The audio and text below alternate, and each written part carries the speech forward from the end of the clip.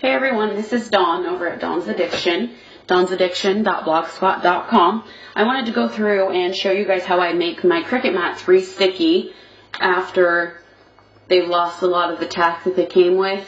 I generally will use baby wipes on them, alcohol-free baby wipes, and get as much of the paper junk that's left on the mats.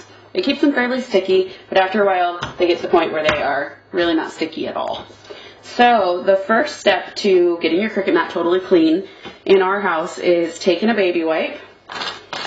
So I just use whatever baby wipes we have. Conveniently, I have a 2-year-old, so we have baby wipes everywhere. I will take something with a pretty solid edge.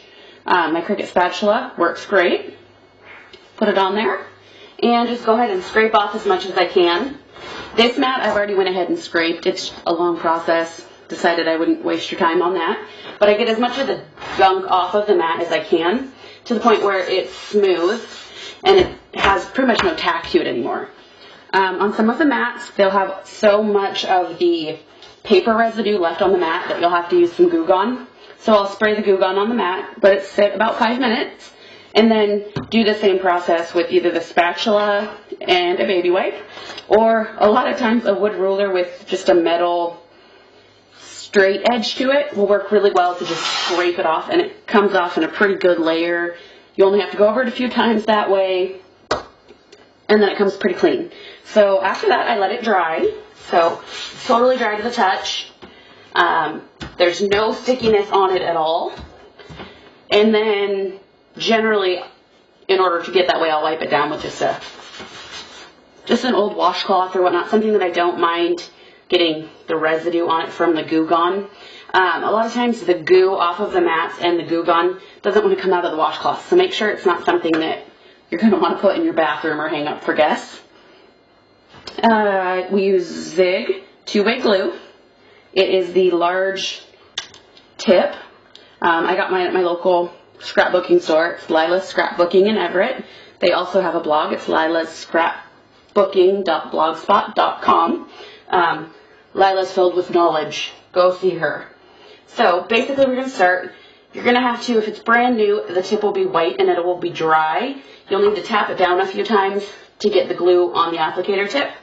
You're just going to start at one edge and work your way straight over. This is about 1 inch wide, so you can do about 12 to 15 strips on it, and then you'll have it covered. You want to make sure that you leave all of the green around the edges totally clean, or you'll gum up your rollers and you won't be able to use the mat real well, and then you'll have to go through and Goo Gone it in your machine, which you don't want to have to deal with. So I'm going to quickly go along on this one, and you don't need a real thick layer, just a nice thin layer along the whole thing. And also, of course, you can see that it's getting wet when you're doing it if you look at it with some nice light on it.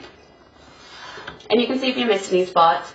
I've also noticed that the Cricut doesn't cut the first 1/4 inch around the whole mat, so it's not real necessary to get that super sticky.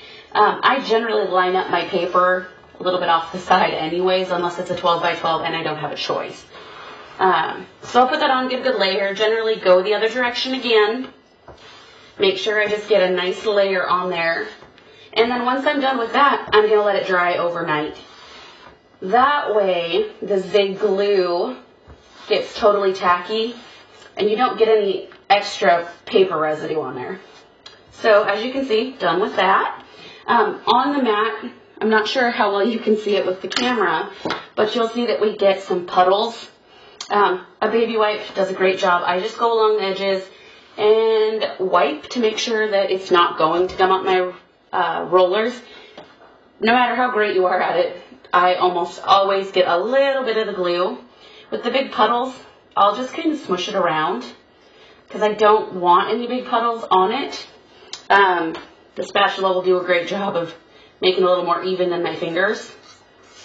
And I'm just going to set it aside then and let it dry for 24 hours or at least 12 to get it nice and dry, nice and tacky. And you can do this as many times as your mat will allow. I do have some mats that I've done it enough times to it that I've made cuts on the mats, and the mats end up cracking. And this one, I'm going to retack it again and I've taped the back of it just because I'm too cheap and lazy to go buy a new mat. And I'll just keep using this one until it becomes unusable. So that is how I restick my